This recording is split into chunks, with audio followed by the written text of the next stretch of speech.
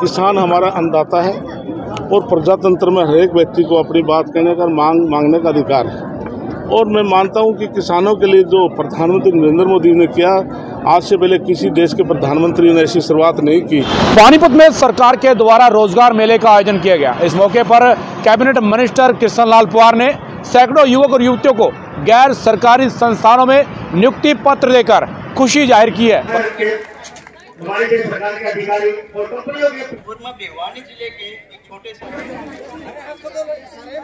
एक महीने बाद बिल्कुल एक अच्छे मंत्री की तरह 1 महीने बाद आप पता करेंगे कि कितने को रोजगार मिले जो आज आए हैं। हाँ बिल्कुल, इसके निश्चित तौर से मैं बिल्कुल आपको ऑथेंटिक में रिपोर्ट दूंगा।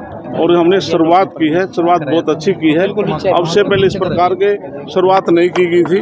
जो हमारे जिस प्रकार से आज चैम्बर ऑफ कॉमर्स के हमारे चेयरमैन भी मंच पर विनोद धमेजा भी मौजूद थे, खंडेलवाल साहब थे, उन्होंने भी कहा कि हमें भी देखकर बहुत अच्छा लग रहा है कि हमारी जो फैक्ट्रियाँ विशेष तौर से इसमें हज़ारों हम हमारी बहनों को और बच्चों को हम रोज़गार दे सकते हैं।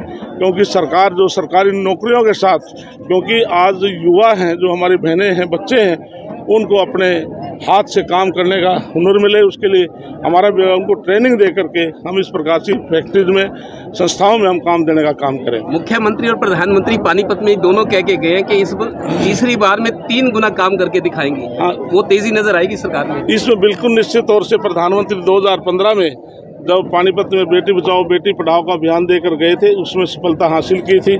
उस टाइम लिंग अनुपात रेशो 1000 के पीछे 837 लड़कियां थी। आज हम मान सकते हैं कि आज 1000 बेटों के पीछे हरियाणा प्रदेश में 926 लड़कियां हैं। अब हमारा सखी LIC योजना के तहत पूरे देश का आह्वान भी प्रधानमंत्री जी ने पानीपत से दिया है। उनका टारगेट है कि हम लखपति दीदी बनाएं। पूरे देश में 4 करोड़, 1 करोड़ का लक्ष्य देश में प्राप्त हो चुका है।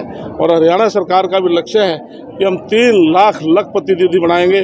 और हमारा विभाग उसमें विशेष तौर से आज अग्रणी होकर काम करे कि आज जिस प्रकार से मन से हमारी बेटियां बोल रही थी, वो लखपति दीदी बन चुकी हैं। 1 लाख से ज़्यादा हरियाणा प्रदेश में लखपति दीदियाँ बन चुकी हैं। सर, ये जो रोजगार मेले लगाए जा रहे हैं, क्या मानते हैं कितनी कारगर सिद्ध, कितने फायदेमंद साबित होते हैं? इसके लिए आप खुद ही देख रहे हैं कितने बेटे बेटियां हाथ में अपॉइंटमेंट लेटर लिए बैठे हैं और आपके सामने कितने स्टॉल लगे हैं। कुछ संस्थाएं चलकर लगभग 60 संस्थाएं आज खुद आई हैं जो इंटरव्यू ले रही हैं और बच्चों को रोजगार इंटरव्यू लेकर के रोजगार दे रही है। और सरकार ने मिनिमम वेजेस 13,000 कुछ है, लेकिन प्राइवेट सेक्टर में फैक्ट्रियों में पैसे उनको कम मिलते हैं। मेहनत पूरी हो तो पैसे भी पूरे मिले, ये भी सरकार करेगी। इसके लिए निश्चित तौर से हमारा मिनिमम वेजेस सरकार की तरफ से तय है कि जो भी चाहे प्राइवेट है चाहे सरकारी, उनको मिनिमम वेजेस दिया जाए।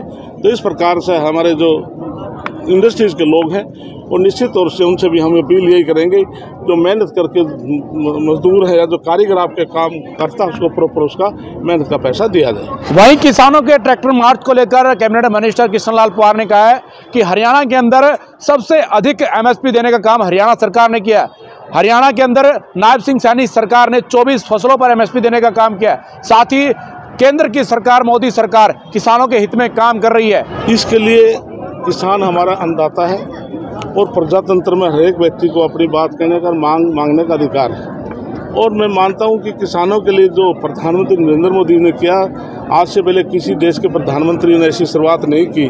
कानून बना करके 12 करोड़ किसानों को 6,000 रुपये किसान सम्मान निधि के हिसाब से दिया गया है। इसी प्रकार से हिंदुस्तान में पहली हरियाणा सरकार नायब सैनिक सरकार है जिन्होंने किसानों की 14 फसलों को MSP पर खरीदने की घोषणा की। और हम अब की बार जिन किसानों ने जो फसल बीजी थी वो 14 फसलों को MSP पर सरकार ने खरीदा। भविष्य के लिए भी हमने कहा कि किसान जो भी फसल उपजाएगा हरियाणा सरकार उसको MSP रेट पर खरीदेगी। आपके विधानसभा क्षेत्र में आज ट्रैक्टर मार्च निकाला जाए, बजरंग पूनिया भी आए हुए हैं। अपने हल्के के किसानों के लिए क्या कहेंगे? इसके लिए मैं पूरे हरियाणा प्रदेश के किसानों के लिए यही कहता हूं कि हम किसानों के हितैषी हैं। सरकार किसानों को समय पर जो चीज़ें मांगे हैं सरकार मानती रही और मानेगी।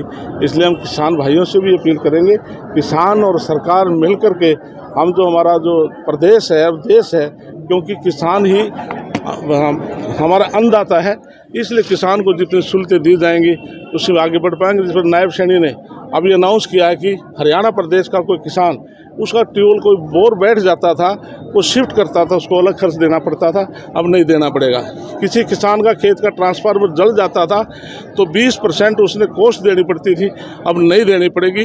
31 जुलाई 2024 तक जिन किसान भाइयों ने सिक्योरिटी जमा कराई, हम सबको कनेक्शन देने जा रहे हैं। 133 करोड़ किसान भाइयों पर सरचार्ज बकाया था ट्यूबवेलों का, सारा माफ़ कर दिया। और 450 करोड़ रुपया जिन किसान भाइयों ने, चाहे वो सूखे कारण, डूब के कारण, बीमारी के कारण अपनी फसल नहीं बीज पाए थे, 2000 रुपये प्रति एकड़ के हिसाब से पूरे प्रदेश में किसानों को 450 करोड़ के खाते में भेजने का काम किया।